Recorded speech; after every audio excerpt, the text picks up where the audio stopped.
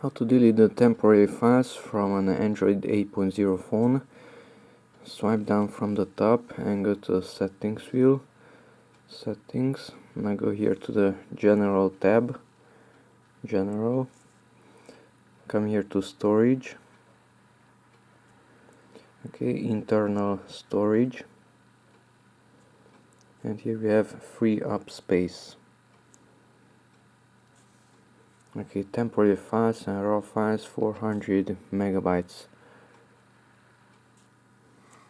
400 megabytes is checked. All of them are checked. Temporary files. Okay, and here we have the delete button. So tap on delete. Selected files will be deleted. Delete. It's cleaning. Now 0 bytes.